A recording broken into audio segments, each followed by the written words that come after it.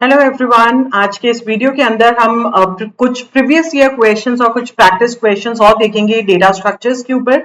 ये पार्ट 2 है। इससे पहले भी एक पार्ट आया था जिसमें हमने कुछ प्रीवियस ईयर क्वेश्चंस डिस्कस किए थे और सेम पैटर्न पे जो इंपॉर्टेंट क्वेश्चंस आपके पेपर में आ सकते हैं, we have discussed another set of questions. तो एक क्वेश्चन मैंने आपको ट्राई करने के लिए दिया था, बी ट्री के ऊपर था क्वेश्चन। तो हमें यहाँ पे क्वेश्चन के अंदर ऑर्डर दिया हुआ था, order of a tree is given as n, और हमें ये बताना था कि मैक्सिमम नंबर ऑफ चिल्ड्रन कितने होंगे। तो मैक्सिमम हमारे पास इसी टाइप का क्वेश्चन बनता है कि अगर ऑर्डर दिया हुआ है, मैक्सिमम नंबर ऑफ चिल्ड्रन पूछ सकते हैं, मिनिमम नंबर ऑफ चिल्ड्रन पूछ सकते हैं, मैक्सिमम नंबर ऑफ कीज पूछ सकते हैं, मिनिमम नंबर ऑफ कीज पूछ सकते हैं। तो पहली चीज जो आपको ध्यान में रखनी है, ऑर्डर ऑफ n आपको बताता है अगर ट्री का ऑर्डर n है तो इसका मतलब n चिल्ड्रन होंगे। So number of children will be n। Children बोल सकते हैं या फिर नंबर ऑफ ब्लॉक पॉइंटर्स बोल सकते हो, क्योंकि हर एक ब्लॉक क्या करते हैं, एक पर्टिकुलर नोड को पॉइंट करते हैं। तो this is representing the children. तो यहाँ पे हमसे मैक्सिमम नंबर ऑफ चिल्ड्रन पूछा था, इट विल बी n। जो बी ट्री या बी प्लस ट्री होते हैं, ये मिनिमम 50% ऑक्यूपेंसी इंश्योर करते हैं। तो इसका मतलब अगर मेरे पास मैक्सिमम नंबर ऑफ चिल्ड्रन यहाँ पे n बोल रहा है, तो मिनिमम कितने होंगे? 50% means 1/2। So minimum number of children will be n/2। अब एक क्वेश्चन बनता है कि अगर मेरे पास n की वैल्यू 5 दी हुई है तो 5 डिवाइड बाई 2 2.5 हो जाएगा। तो उस केस में क्या करेंगे, 2 लेना है या 3 लेना है, फ्लोर वैल्यू लेनी है या सील वैल्यू लेनी है। हमने ये बोला कि minimum ensures 50% occupancy। 50% ऑक्यूपेंसी। अगर मैं 2 लूंगी तो वो तो 40% हो जाएगा, कम से कम 50% चाहिए, यानी कि 2.5 या 2.5 के ऊपर। तो हमेशा और हमेशा आपको सील फंक्शन लेना है। ठीक है, ये तो बात हो गई नंबर ऑफ चिल्ड्रन के बारे में। कई बार आपसे पूछ लेते हैं कि मैक्सिमम नंबर ऑफ कीज कितनी होगी। अब देखो यहाँ पे मेरे पास अगर 4 ब्लॉक पॉइंटर है, this is block pointer 1, block pointer 2, block pointer 3, block pointer 4। तो कितनी कीज आ सकती है? यहाँ पे एक की आ सकती है K1, K2, K3।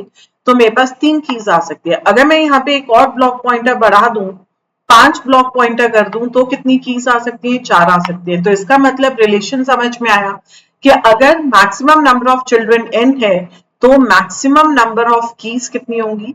It will B n-1। Maximum number of keys is n-1। तो कायदे से रिलेशन के जितने चिल्ड्रन होते हैं की उससे कम होती है। आप स्लॉट्स बना के देख लो, आपको इजीली समझ में आ जाएगा। अब अगर मुझे मिनिमम नंबर ऑफ चिल्ड्रन पता है, कितने ब्लॉक पॉइंटर्स होंगे, तो मैं मिनिमम नंबर ऑफ कीज भी बता सकती हूँ। मिनिमम नंबर ऑफ चिल्ड्रन और ब्लॉक पॉइंटर्स है n/2। इसमें से एक सब्ट्रैक्ट कर दो, ये मेरे पास मिनिमम नंबर ऑफ कीज आ गई।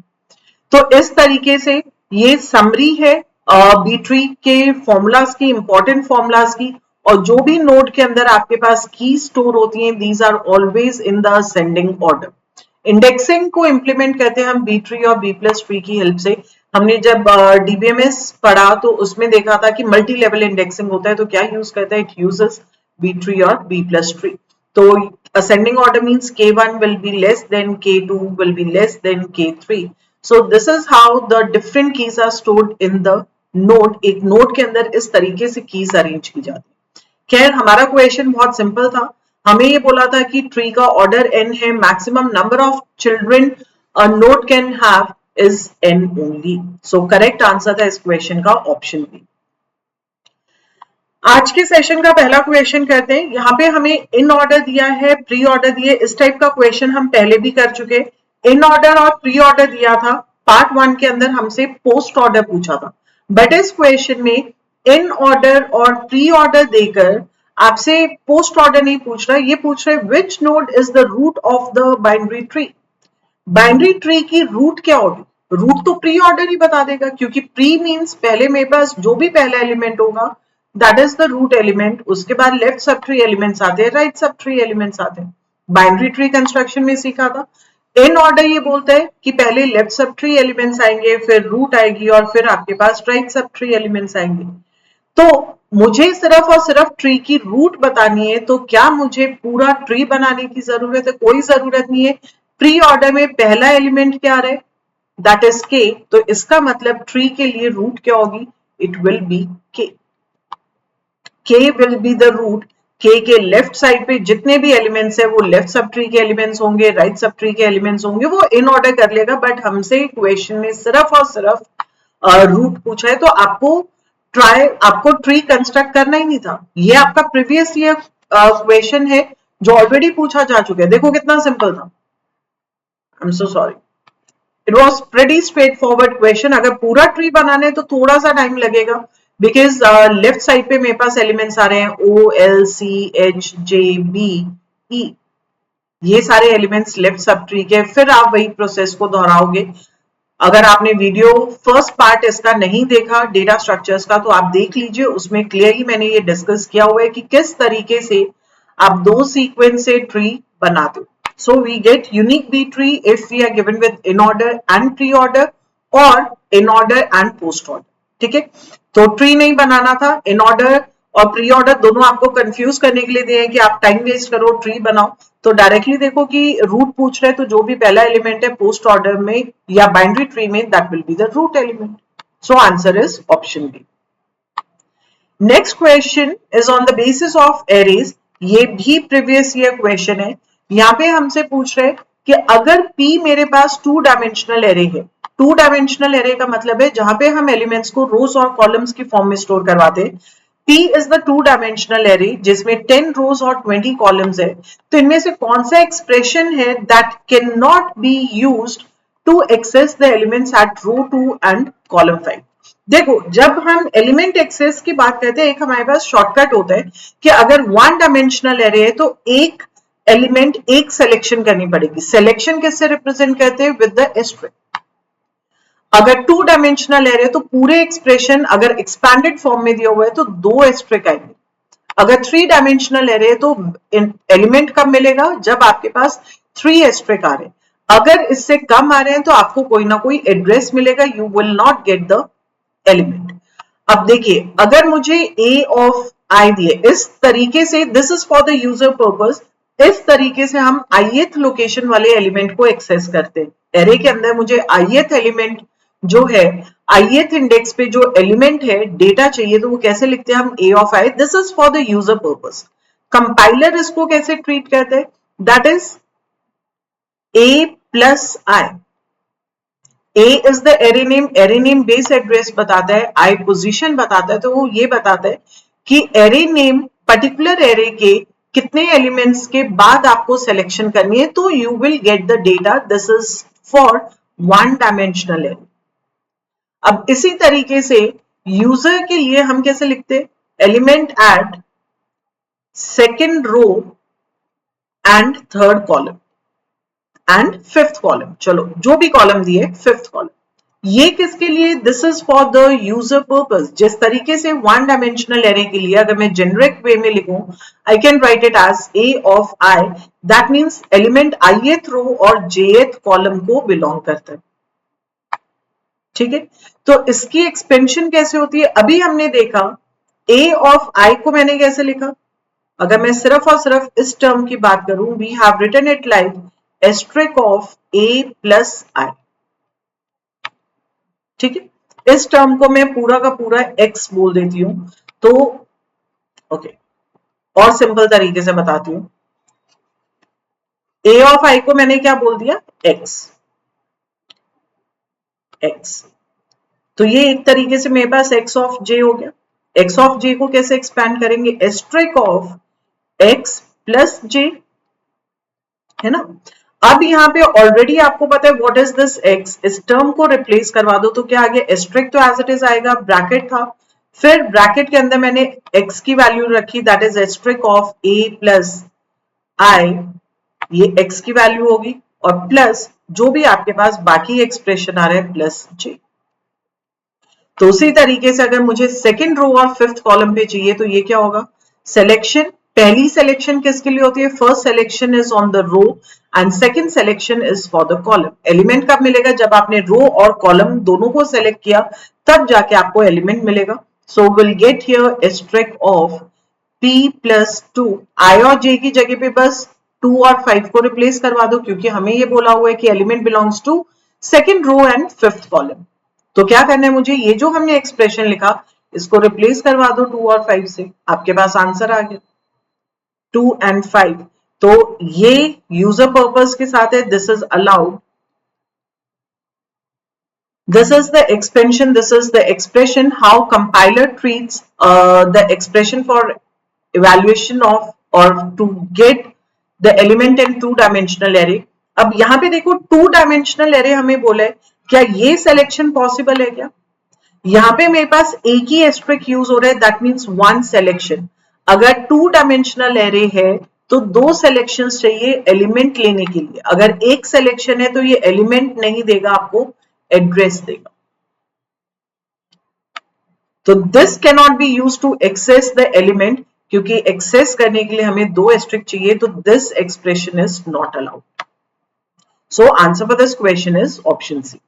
Next one, which of the following data structure allows both addition and deletion of the items from either end? यानी कि दोनों एंड से आप इंसर्शन और डिलीशन कर सकते हो, ऐसा कौन से डेटा स्ट्रक्चर में होता है?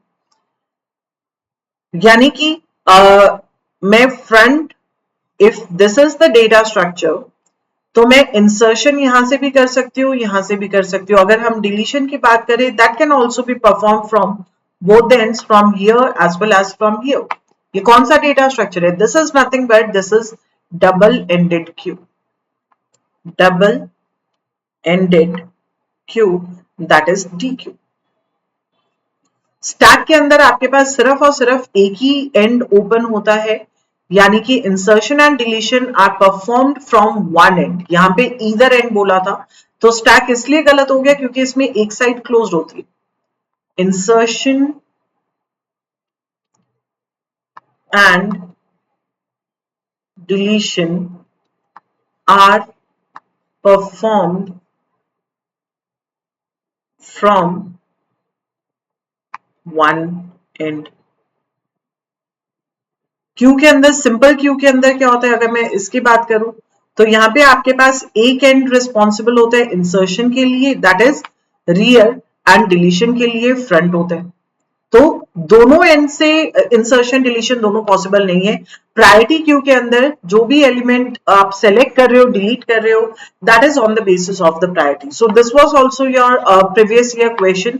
तो क्लियर कट डेटा स्ट्रक्चर की डेफिनेशन बेस्ड क्वेश्चन था कि डबल एंडेड क्यू क्या होता है। तो जहां पे हम इंसर्शन और डिलीशन दोनों एंड से परफॉर्म करवा सकते हैं, that is known as double ended queue. तो आंसर सी है। नेक्स्ट क्वेश्चन, ये भी प्रीवियस ईयर क्वेश्चन है जो 2018 में पूछा गया था। यहाँ पे हमसे पूछा था कि a queue can be implemented using two stacks. दो स्टैक के साथ क्यू इम्प्लीमेंट कर सकते हैं। Stack can also be implemented using two queues. अगर स्टैक को इम्प्लीमेंट करने हैं तो दो क्यूज यूज करेंगे, क्यू को इम्प्लीमेंट करने तो दो स्टैक यूज करेंगे। ट्रू है। क्यू की प्रॉपर्टी होती है first in first out, stack की प्रॉपर्टी होती है लास्ट इन फर्स्ट आउट। तो अगर मैं एक ही क्यू यूज करूंगी तो उसमें मेरे पास सेम सीक्वेंस आएगा। अगर मैं दूसरा क्यू यूज करूंगी तो फर्स्ट एलिमेंट को डिलीट करो, रियर पे रख दो, सेकंड एलिमेंट को डिलीट करो, रियर पे रख दो। या फिर एक एंड से इंसर्शन होनी है, दूसरे से डिलीशन होनी है, फर्स्ट वाले में आप फ्रंट से इंसर्शन करवा के रियर से डिलीशन करवा दो, दूसरे में रिवर्स कर दो, तो आपके पास एलिमेंट्स रिवर्स हो जाएंगे। अगर मैं दो स्टैक यूज कर रही हूँ and I want to get, मेरे पास इनपुट है 1 2 3 और मुझे आउटपुट भी क्या चाहिए 1 2 3, तो इसका मतलब जब स्टैक के अंदर आपने एलिमेंट डाले 1 2 3, दिस इज स्टैक 1। स्टैक 2 के अंदर मैं क्या करूंगी, I push the elements one by one. सबसे पहले आपके पास 3 डिलीट हुआ, स्टैक के अंदर जाएगा 3, 2 डिलीट हुआ, स्टैक के अंदर जाएगा 1, डिलीट हुआ, स्टैक के अंदर जाएगा। अब जब मैं एलिमेंट्स को एक एक करके डिलीट करूंगी तो सबसे पहले मेरे पास 1 आया, then I am getting 2, then I am getting 3।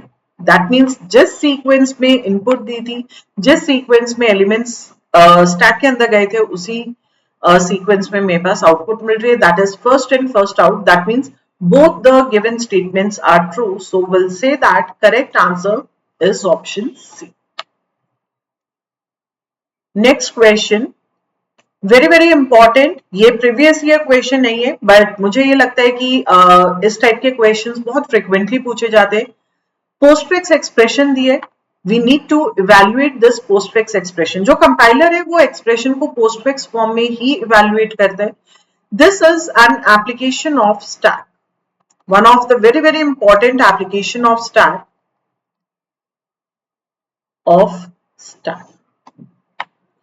तो क्या करते हैं, कोई भी इवैल्यूएशन कब होगी, जब आपके पास ऑपरेटर आएगा। ऑपरेटर आएगा तो कुछ ना कुछ ऑपरेशन परफॉर्म होगा, बट जब तक मेरे पास ऑपरेंड्स आ रहे, जब तक मेरे पास आप कैरेक्टर बाय कैरेक्टर इस स्ट्रिंग को रीड करोगे, इस एल्गोरिथम को थोड़ा सा ध्यान में रख लेना तो इजी हो जाएगा आपके लिए।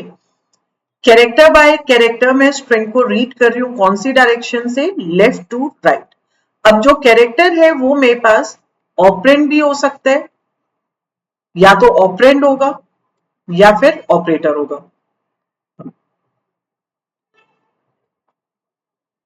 इट विल बी ऑपरेंड और ऑपरेटर।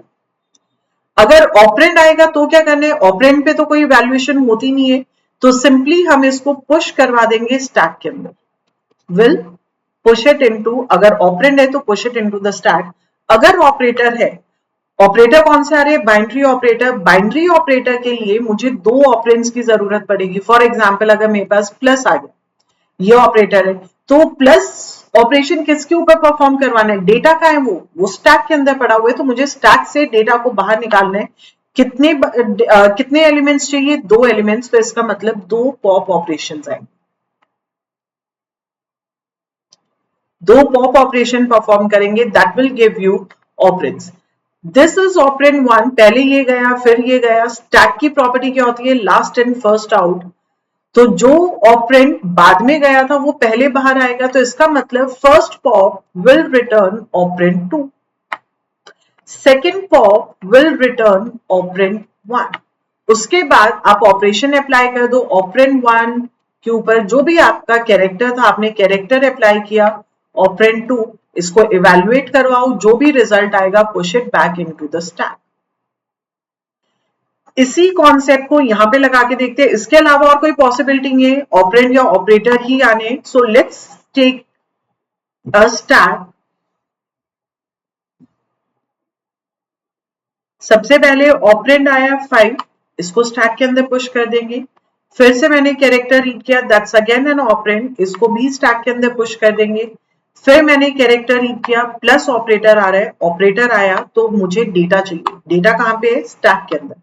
सो पॉप करवाया, ये बाद में आया था और पहले बाहर जा रहा है, तो दिस इज ऑपरेंड 2। फिर दोबारा पॉप करवाया, ऑपरेंड 1 मिल गया, result is 8।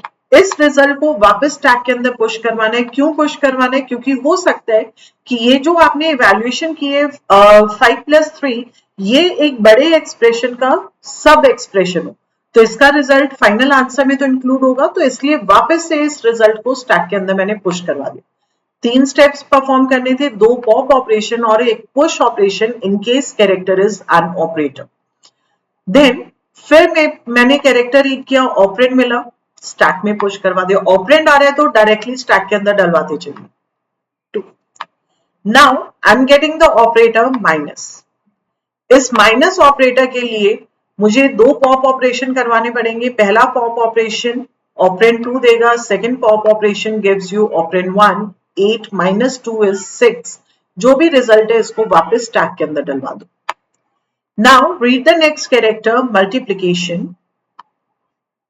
6 is operand 2, 8 is operand 1, 8 into 6 is 48, 48 को स्टैक में वापस डलवा दो। Read the next character, string खत्म हो गया, जो भी स्टैक के अंदर वैल्यू है वो आपका फाइनल आंसर है। सो आंसर इज ऑप्शन ए। ये था एल्गोरिथम की हेल्प से कि अगर ऑपरेंड है तो क्या करना है, ऑपरेटर है तो क्या करना है। बाकी आप सिंपल तरीके से भी चल सकते हो, अगर एल्गोरिथम के स्टेप्स याद नहीं है तो देखो मेथड 2 के इसको करने का विदाउट एल्गोरिथम हम सीधा चलते जाएंगे। कब तक चलते जाएंगे, जब तक आपको ऑपरेंड और ऑपरेटर नहीं मिल जाता। प्लस ऑपरेटर मिला तो इस प्लस किसके ऊपर अप्लाई करेंगे, इससे पहले वाले 2 ऑपरेंड्स के ऊपर। 5 प्लस 3 कितना हो गया? पोस्ट फिक्स कैसे आता है? Operand 1, operand 2 and operator. तो इसका मतलब मेरे पास ऑपरेटर के प्लस और इसके लिए operand 1 is 5, operand 2 is 3, so 5 plus 3 is 8। बाकी का एक्सप्रेशन एज इट इज है 2 माइनस मल्टीप्लीकेशन। वही स्टेप को रिपीट करेंगे। अब वापस चलना शुरू करो। ऑपरेटर यहां पे मिला, माइनस किसके ऊपर अप्लाई होगा? इससे पहले वाले दो ऑपरेंड्स के ऊपर। 8 माइनस 2 कितना हो गया? That is 6। 8 6 into, so 8 into 6 is nothing but 48. This is method 2। अगर आपको एल्गोरिथम नहीं भी याद तो भी आप इंप्लीमेंट कर सकते हो। बस चलते जाओ जहां पे ऑपरेटर आया, क्योंकि इवैल्यूएशन है तो इवैल्यूएशन के लिए क्या ऑपरेटर अप्लाई करने हैं वो आपको स्ट्रिंग से पता चलेगा। स्ट्रिंग ऑपरेटर काम कब करेगा? अपने पहले दो ऑपरेंड्स के ऊपर। ये बिल्कुल डेफिनेशन बेस्ड था। तो this is another way of finding the postfix expression और इवैल्यूएशन और the result of the postfix expression. Next question Q के ऊपर है। यहां पे हमसे पूछ रहे हैं कि circular queue, in circular queue of size n, मेरे पास एक सर्कुलर क्यू है, मैं यहां पे n की वैल्यू चलो 5 ले लेती हूं। Let us take the value as 5। 5 means index 0 से 4 तक जाएगा। इंडेक्स 0 1 2 3 4 और सर्कुलर है तो लास्ट पे जाके रियर वापस कहां पे आएगा? फ्रंट पे। This is implemented using an array. The condition for Q being full is typically, full की कंडीशन बतानी है सर्कुलर क्यू के अंदर। लीनियर क्यू के अंदर तो सिंपल है, आपके पास condition that is maximum size -1। अगर रियर मैक्सिमम साइज -1 को पॉइंट कर रहे हैं, that is the condition for full. Now I want to check here कि कंडीशन, अगर मान लो इनिशियली मेरे पास क्यू एम्प्टी है तो फ्रंट और रियर दोनों किसको पॉइंट करेंगे? Both will be pointing to -1। दोनों किसको पॉइंट करेंगे? -1 को। अब यहाँ पे मेरे पास पहला एलिमेंट आया, कहां पे जाएगा? Front will be pointing to 0, rear will be pointing to 0। दोनों यहाँ पे पॉइंट करें, front and rear. B C D E, last element यहाँ पे इंसर्ट हुआ। अब मैंने इस एलिमेंट को डिलीट कर दिया and I want to insert the next element. Front is pointing here. Front means कौन सा एलिमेंट नेक्स्ट डिलीट होना है? So front is pointing here. तो ये फुल है क्या? नहीं, ये एलिमेंट डिलीट हो चुके हैं। यहाँ पे मेरे पास नेक्स्ट एलिमेंट आएगा, दैट इज F. तो rear is pointing here, front is pointing here. Front is equal to rear का मतलब क्या होता है? There is only one element. ये हो नहीं सकता। Rear plus 1, 0 plus 1 mod n की वैल्यू क्या ली है? 5। This is equal to front. क्या फ्रंट की वैल्यू आ रही है? बिल्कुल आ रही है। This seems to be correct. Rear is equal to n-1। ये टिपिकली हमारे पास कंडीशन होती है for simple queue. Circular queue के लिए गलत है, क्योंकि हो सकता है कि जो एलिमेंट आपके पास डिलीट हो चुका, स्टार्टिंग में आपके पास कोई और एलिमेंट आ रहा हो। Front is equal to 0. That is completely wrong. So correct answer for this question is it's option B. Next question. What is the minimum number of stacks required to implement a queue? अभी हमने discuss किया, इसका answer 2 था। तो correct answer is 2. Now next one. Which application does not typically use a stack data structure? इनमें से कौन सी application stack की नहीं है? तो बैलेंसिंग ऑफ पैरेंथेसिस चेक करके देखिए, क्या ये आएगा? Which application does not typically use a stack data structure? Balancing of the parenthesis. अगर मान लो मेरे पास ओपनिंग ब्रैकेट्स है 3, क्लोजिंग ब्रैकेट है 2, तो ये बैलेंस नहीं है ना। स्टैक कैसे चेक करते हैं कि अगर मेरे पास ओपनिंग पैरेंथेसिस आ रहे हैं, अब हमें पैरेंथेसिस के बारे में एक चीज पता है कि जो ब्रैकेट सबसे एंड पे ओपन होता है वो सबसे पहले क्लोज होता है। इसी तरीके से होती है बैलेंसिंग, है ना। आपने प्रोग्रामिंग में ब्लॉक्स बनाए होंगे एंड सो ऑन। तो यहाँ पे हम क्या बोलते हैं कि जो सबसे एंड पे ब्रैकेट ओपन हुआ वो सबसे पहले क्लोज हो रहा है, that is last in first out. तो जब ओपनिंग पैरेंथेसिस आता है, keep on pushing it into the stack. जैसे क्लोजिंग पैरेंथेसिस आया, let me call this as 1 2 3, 1 2 3, आपके रेफरेंस के लिए दे रही हूँ, ब्रैकेट्स के साथ देने की जरूरत नहीं होती है। तो सबसे पहले क्लोज कौन सा होगा, 3 वाला, तो दिस इज पॉप्ड आउट। फिर से मेरे पास क्लोजिंग ब्रैकेट आया, दिस इज पॉप्ड आउट। अब मेरे पास स्ट्रिंग ओवर हो गया, स्टैक एम्प्टी नहीं है, तो इसका मतलब ओपनिंग ब्रैकेट्स एक्स्ट्रा है, दिस इज नॉट बैलेंस्ड। अगर मेरे पास एक और क्लोजिंग ब्रैकेट होता तो ये भी पॉप आउट हो जाता, स्ट्रिंग खत्म जब हुआ तो स्टैक भी आपको खाली मिला, तो that means balance, parenthesis balanced है। तो स्टैक डेटा स्ट्रक्चर यहाँ पे यूज हो रहा है, हमें ये बताना है कि कहां पे यूज नहीं होता। सो this is the application of stack data structure. Function call और रिटर्न मैनेजमेंट, मेन फंक्शन है, मेन की कंप्लीशन कब होगी, जब फंक्शन एफ कंप्लीट करेगा। फंक्शन एफ कब कंप्लीट करेगा, जब फंक्शन जी कंप्लीट कर रहे हैं। फंक्शन जी में कुछ आपने सेट ऑफ स्टेटमेंट्स दी हुई। तो अब यहां पे स्टैक कैसे काम करेगा, this is for the second case. Execution started with the main function, main अपनी एग्जीक्यूशन तब तक कंप्लीट नहीं कर सकता जब तक फंक्शन एफ अपनी वैल्यू रिटर्न नहीं करता। सो मेन ने किसको कॉल किया, फंक्शन एफ को। फंक्शन एफ ने किसको कॉल किया, फंक्शन जी को। अब जी की एग्जीक्यूशन कंप्लीट हो गई, तो जी रिजल्ट किसको देगा, G will be returning back to F. F किसको रिटर्न करेगा, मेन। तो रिवर्स ऑर्डर हुआ, तो इसका मतलब function call and return management is also an application of stack. Job, CPU job scheduling, that is round robin. Round robin algorithm क्या होता है, that is first in first out along with time quantum. First in first out की तरह चलते हैं with time quantum. First in first out is the property of Q. तो इसका मतलब यहां पे क्या यूज हो रहा है, Q. This is the application of Q. और हमसे ये पूछा था कि स्टैक की एप्लीकेशन नहीं है, this is not the application of stack. CPU job scheduling is the application, round robin is the application of Q data structure. Back tracking के अंदर भी ये होता है, बैक ट्रैकिंग मींस अंडू कर रहे हो, प्रीवियस स्टेज पे जा रहे हो, तो definitely stack data structure will be used here. Answer option C. Next question is on the basis of the linked list. Which operation on a linked list always requires traversal in order of n time? ऐसा linked list का कौन सा operation है जिसमें हमेशा traversal को order of n time चाहिए, regardless of the type of link list use. किस टाइप की लिंक लिस्ट यूज की उससे कोई फर्क नहीं पड़ता। अगर मान लो मुझे कोई भी ऑपरेशन हेड पे परफॉर्म करना है, हेड मींस बिगनिंग पे, लिंक लिस्ट के बिगनिंग पे करना है, चाहे वो सिंगली लिंक लिस्ट है या डबली लिंक लिस्ट है, तो इससे क्या फर्क पड़ता है कि लिंक लिस्ट के अंदर कितनी नोड्स है। Do I need to traverse all the nodes, no, मुझे सारी नोड्स देखने की जरूरत नहीं है, क्योंकि मुझे हेड नोड पे ऑपरेशन परफॉर्म करवाना, हेड इज पॉइंटिंग हियर, तो डायरेक्टली आप पॉइंटर को एडजस्ट कर दोगे।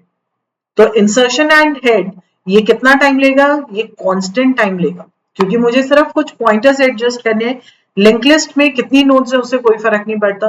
Deletion of the last node, last node को अगर डिलीट करना है तो डेफिनेटली मेरे को डायरेक्टली एड्रेस लास्ट नोड का नहीं मिल सकता, मैं फर्स्ट नोड से सेकंड पे जाऊंगी, सेकंड नोड से मुझे थर्ड नोड का एड्रेस मिलेगा, थर्ड से fourth. This way I need to traverse the complete link list, मुझे पूरी लिंक लिस्ट ट्रेवर्स करनी पड़ेगी, चाहे वो मेरे पास सिंगली लिंक लिस्ट है या डबली लिंक लिस्ट है, B it singly link list और डबली link list.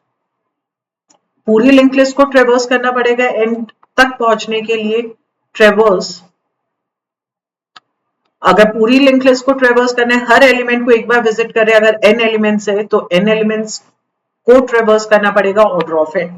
Insertion eight head, कोई भी ऑपरेशन आपको इंसर्शन करनी है, डिलीशन करनी है, चाहे डबली लिंक लिस्ट है चाहे सिंगली लिंक लिस्ट है, it will always take constant time. Checking if the list is empty, तो उसमें कुछ करना ही नहीं है, वहां पे हम सीधा लिखते हैं if head is equal to null. आपको सिर्फ और सिर्फ एक कंपैरिजन करवाना है हेड का, अगर हेड नल है तो इसका मतलब link list is empty, link list खाली है। तो क्या इसमें पूरी लिंक लिस्ट ट्रेवर्स करनी है, नहीं करनी, ये भी कांस्टेंट टाइम लेगा, that is independent of and. तो सिर्फ एक ही ऑपरेशन है कि अगर मुझे इंसर्शन करनी है या डिलीशन करनी है लिंक लिस्ट के एंड पे, तो वहां पे मुझे लास्ट नोड तक ट्रेवर्स करके पहुंचना पड़ेगा। This is true for singly link list. इस अगर डबली लिंक लिस्ट है तो मैं इसको मॉडिफाई कर सकती हूँ कि मैंने एक फ्रंट और रियर पॉइंटर बनाया हुआ है। अगर रियर पॉइंटर है तो if I am maintaining a pointer here तो मेरे को प्रीवियस नोड मिल जाएगी, इसके एड्रेस को हम मॉडिफाई कर सकते हैं। बट सिंगली लिंक लिस्ट में अगर मैंने यहाँ पे पॉइंटर रियर रखा भी हुआ है, मुझे पता है कि ये लास्ट नोड है, इसको डिलीट करो, तो भी मुझे प्रीवियस नोड जो सेकंड लास्ट नोड है उसको लास्ट नोड बनाना पड़ेगा। तो बैकवर्ड डायरेक्शन में जाने का कोई रास्ता ही नहीं है। तो कोई भी टाइप का किसी भी टाइप का ऑपरेशन हो सिंगली लिंक लिस्ट के अंदर लास्ट नोड को डिलीट करना, चाहे आपको पॉइंटर भी पता हो तो भी it will always takes order of n। तो यहाँ पे हम गारंटी दे रहे हैं always requires traversal in order of n time. ये कौन से केस में आएगा? That is true for option B. तो लिंक लिस्ट का कोई भी क्वेश्चन है तो मैंने आपको कल वाले सेशन में भी बताया था पार्ट 1 के अंदर कि लिंक लिस्ट हमेशा बना के देख लो, पॉइंटर्स देखो कि क्वेश्चन में क्या सिनेरियो दिए और आपको सॉल्व क्या करना है। ठीक है जी, चलिए next question. To detect a cycle that is loop in a linked list, which algorithm is most commonly used? Binary search तो हम अप्लाई नहीं कर सकते क्योंकि रैंडम एक्सेस अलाउड नहीं है लिंक लिस्ट के अंदर, सिर्फ और सिर्फ सिक्वेंशियल एक्सेस होता है। Only sequential access is allowed, सिर्फ और सिर्फ सिक्वेंशियल एक्सेस होता है, तो बाइनरी सर्च हम अप्लाई नहीं कर सकते। Floyd's cycle detection, that is tortoise and hare, वो कछुए और कहानी रैबिट वाली कहानी, उसमें क्या था कि जो रैबिट है वो तेजी से चल रहा है, टॉर्टवाइज धीरे धीरे चल रहा है, बीच में वो आराम करने लग गया, तो एक टाइम पे जाके दोनों कहीं ना कहीं मिलेंगे मिलेंगे अगर वो साइकिल के अंदर। अब सीधी रोड है तो वो डबल स्पीड से भाग गया रैबिट तो हाथ में नहीं आएगा, बट अगर लूप में है, लूप में है तो जब टॉर्टवाइज एक स्टेप ले रहे रैबिट 2 स्टेप्स ले रहे। Okay, let's take here the steps. इसको मार्क कर लेते हैं 1 2 3 4 5 6 7 एंड 8। अब जब टॉर्टवाइज एक स्टेप लेगा, दोनों ने यहां से शुरू किया, टॉर्टवाइज एंड हेयर ने। अब नेक्स्ट टाइम टॉर्टवाइज यहां पे आएगा, हेयर एक स्टेप कूद के यहां पे पहुंच गया। Next tortoise will come here, tortoise क्या कर रहे हैं, एक नेक्स्ट स्टेप ले रहे, और हेयर क्या कर रहे हैं, एक स्टेप छोड़कर जा रहे, स्पीड ज्यादा है इसकी। सो टॉर्टवाइज जब 3 पे आया तो हेयर कहां पहुंच गया, 5 पे। टॉर्टवाइज जब 4 पे गया, ये कहां पे पहुंच गया, 7 पे। टॉर्टवाइज जब 5 पे गया, हेयर कहां पे आ गया, 1 पे, क्योंकि लूप है। टॉर्टवाइज 6 पे आया, हेयर कहां पे आ गया, 3 पे।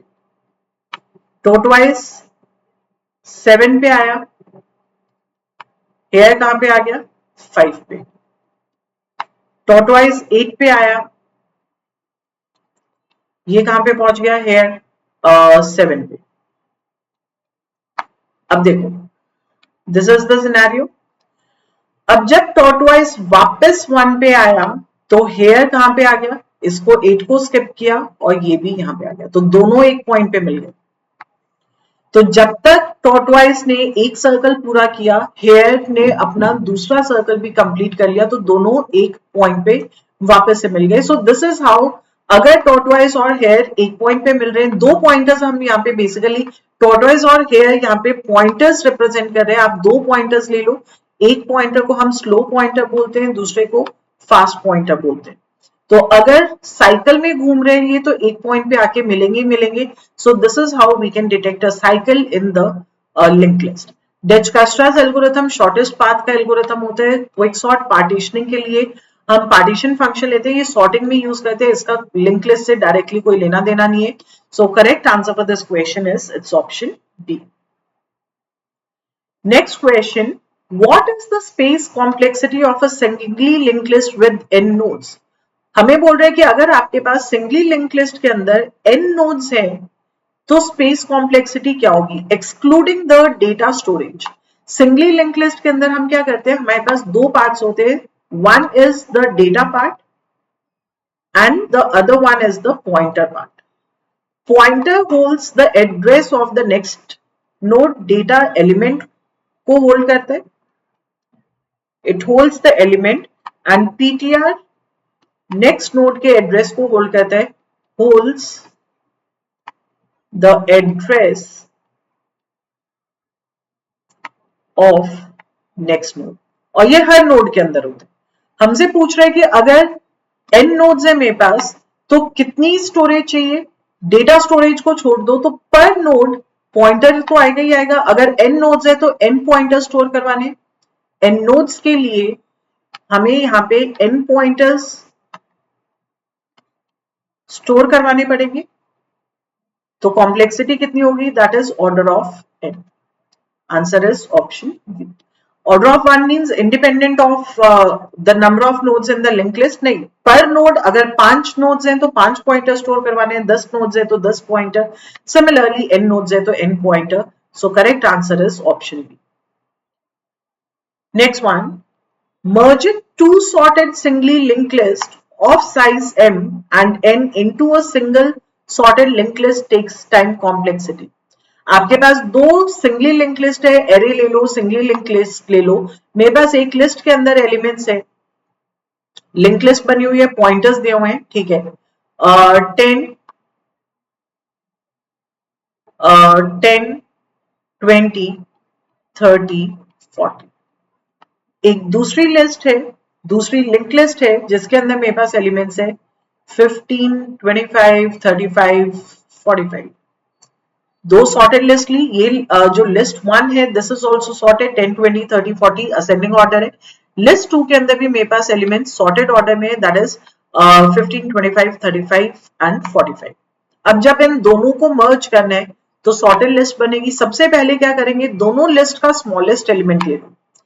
10 will be compared with 15, तो जो नई लिस्ट बनेगी उसमें मेरे पास क्या आ जाएगा, यहाँ पे I'll be getting here 10.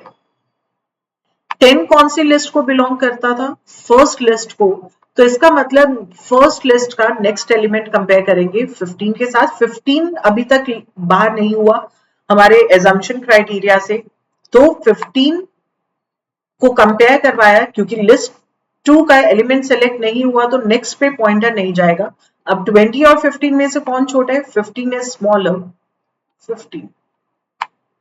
15 list 2 को बिलोंग करते हैं, 20 और 30 को तो कंपेयर नहीं कर सकते, दोनों सेम लिस्ट को बिलोंग कर रहे हैं और हमने पहले ही बोला कि एलिमेंट्स सॉर्टेड लिस्ट के, so we can not compare it. तो now I am getting here 15 belongs to list 2. अब लिस्ट 2 का नेक्स्ट एलिमेंट ले लो कंसिडरेशन के लिए, दैट इज 25. 20 एंड 25 में से 20 is smaller. 20 लिस्ट 1 को बिलोंग कर रहे हैं, लिस्ट 1 का नेक्स्ट एलिमेंट 30 है.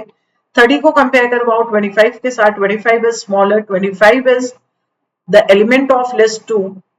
फिर 30 एंड 35 को कंपेयर करवाया. So this way we are going to get the sorted merge list. 30 की जगह पे अब 40 आ गया. Next element of list 1 will be compared with 35, so we are getting here 35.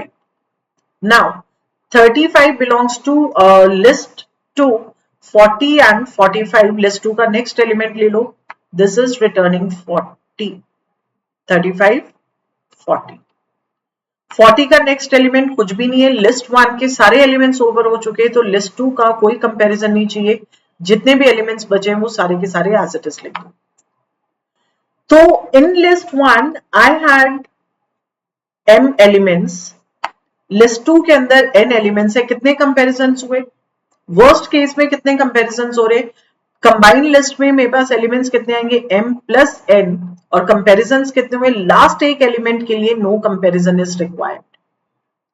इकलौता एलिमेंट बचे तो क्या ही कंपेयर करेंगे. सो m प्लस n माइनस 1, तो ये क्या रिटर्न करेगा, it is order of m plus n. तो आंसर क्या आ गया आपके पास, इट इज ऑप्शन ए, क्योंकि ऑलरेडी हमारे पास दो सॉर्टेड लिस्ट थी तो log n का कोई मतलब ही नहीं है.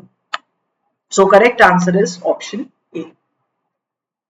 Next one, post order traversal of a binary search tree is given to you. Binary search tree का दिया हुआ है, what value is the root of the tree.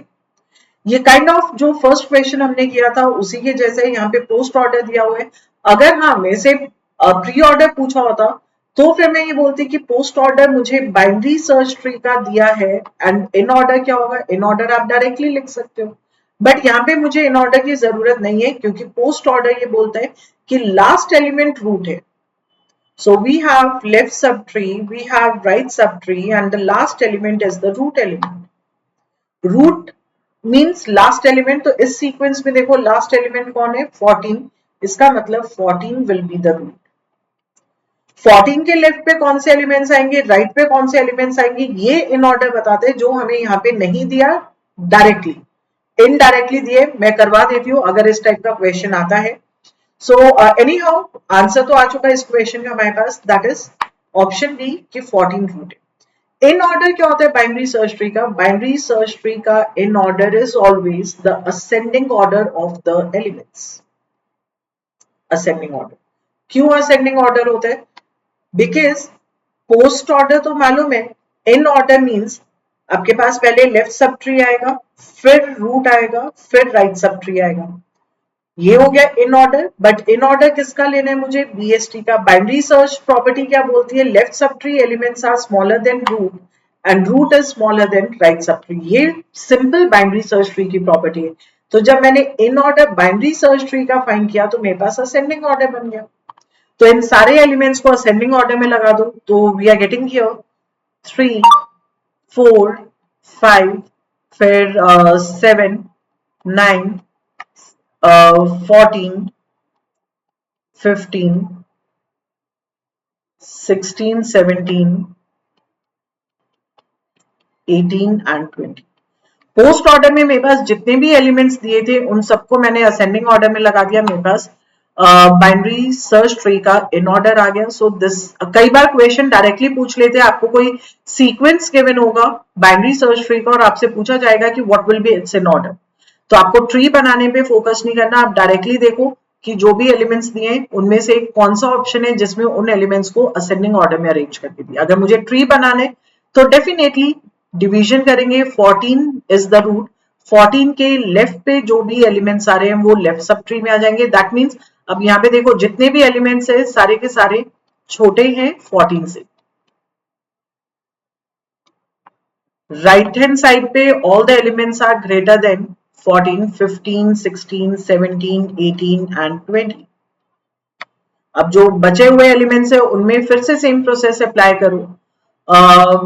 3 4 5 7 9 यहां तक के एलिमेंट्स लेफ्ट सब ट्री के, इनमें से एंड पे कौन आ रहा है 4, इसका मतलब next 4 will be the root. 4 के लेफ्ट में आपके पास 3 आ गया, 5 and 7 will be on the right hand side, 5 7 9। तो सिर्फ और सिर्फ मुझे पोस्ट ऑर्डर दिया था और मैं सीक्वेंस फाइंड कर पा रही हूँ। यहाँ पे 15 विल बी द रूट, बाकी सारे एलिमेंट्स कहाँ चले जाएंगे राइट साइड पे, 16 17 18 एंड 20। 5 7 9 में से 5 7 9 इन तीनों एलिमेंट्स में से एंड पे कौन आ रहा है, पोस्ट ऑर्डर दिया है तो लास्ट एलिमेंट देखेंगे 9, तो इसका मतलब 5 एंड 7 सब ट्री में आ जाएंगे। 5 एंड 7 में से 7 एंड पे आ रहा है, so 7 will be the root, 5 will be here. तो इस तरीके से आप ट्री, यूनिक ट्री आपको मिल जाएगा बाइनरी सर्च ट्री का। बट अगर सिर्फ पोस्ट ऑर्डर बाइनरी ट्री का दिया हो तो आपके पास यूनिक बाइनरी ट्री नहीं बनता। ठीक है, तो इस तरीके से आप कर सकते हो इस क्वेश्चन को। ये मैंने थोड़ा सा एक्स्ट्रा इसलिए बताया क्योंकि कई बार ये क्वेश्चन बहुत बार देखने को मिला है कि ascending order binary search tree का क्या है या इन ऑर्डर क्या है। Next, a full binary tree with n leaves has how many internal nodes. Full binary tree क्या होता है, जहां पे हम ये बोलते हैं कि नोड के या तो 0 चाइल्ड होंगे या 2 चिल्ड्रन होंगे। दैट मीन्स अगर लीफ नोड है तो leaf node means 0 child and if it's the internal node तो it will be having 2 children. अगर ऐसा है और n लीफ नोड्स हैं तो इंटरनल नोड्स कितनी होंगी, तो हमें लीफ नोड और इंटरनल नोड का रिलेशन चाहिए, लीफ नोड एंड इंटरनल। तो मैंने ट्री के केस में आपको बताया कि आपको फॉर्मूलाज को रट्टे नहीं मारने, आप बना के देख लो। अगर मेरे पास एक इंटरनल नोड है, ओके, अगर मेरे पास एक भी इंटरनल नोड नहीं है, that is 0 internal node is there, 0 internal node, तो एक ही नोड आ रही है, दैट इज लीफ नोड। अगर एक इंटरनल नोड है, इसको मैं अगर इंटरनल नोड बना दूं तो इसके कितने चिल्ड्रन होंगे? 2 children. So 1 internal node means 2 leaf nodes are there. अगर 2 इंटरनल नोड बना दो, इसको भी मैं इंटरनल बना दूं, तो अब लीफ नोड्स कितनी है? 1, 2 एंड 3. सो अगर 2 इंटरनल नोड है तो 3 लीफ नोड्स है. अगर 3 इंटरनल नोड ले लूं तो लीफ नोड्स कितनी आ गई? अब देखो, एक लीफ को मैं इंटरनल में यूज कर रही हूं तो नहीं तो एक्स्ट्रा तो एक ही ऐड हो रही है ना, तो दैट इज ऑलवेज एडिंग 1. अब मेरे पास लीफ नोड्स कितनी है? 1, 2, 3 and 4. So for 3 internal nodes 4 leaf nodes are there. तो हमें ये समझ में आ गया कि अगर n लीफ नोड्स हैं, n लीफ नोड्स हैं, तो इंटरनल नोड्स कितनी होंगी? That is 1 less than. It is 2 minus 1, this is 3 minus 1, this is 4 minus 1. तो इसका मतलब n minus 1 internal nodes will be there. और यही आपसे पूछा हुआ था. अगर आपके माइंड में फॉर्मूला ऑलरेडी है तो बहुत अच्छी चीज है, आप डायरेक्टली n minus 1 को टिक लगा के निकल सकते हो, बट ओवर कॉन्फिडेंस में गलत मत करना. वेरीफाई कर सकते हो, एक दो एग्जाम्पल्स लेकर भी आप वेरीफाई कर सकते हो. सो correct answer for this question is option D. तो इस सेशन के अंदर हमने टोटल 15 क्वेश्चंस कवर किए, जिसमें से कुछ प्रीवियस ईयर क्वेश्चंस हैं, कुछ प्रैक्टिस क्वेश्चंस हैं सेम पैटर्न पे, तो इनको प्रैक्टिस कर लो. थर्ड और फोर्थ 2 पार्ट्स और आएंगे डेटा स्ट्रक्चर्स के, उसमें मैं और प्रैक्टिस क्वेश्चंस लूंगी based on the previous year questions और उनका पैटर्न और उनका डिफिकल्टी लेवल. तो ऐसी ही और वीडियोस के लिए चैनल को सब्सक्राइब कर लो. एंड अगर आपने पार्ट 1 नहीं देखा तो पार्ट 1 को भी देख लो, उसमें हमने 25 क्वेश्चंस कवर किए थे. तो इस तरीके से आपके पास एक अच्छा खासा क्वेश्चन बैंक तैयार हो जाएगा. And do like the video if you have learned anything new. Thank you so much for watching this video. Take care. Bye bye.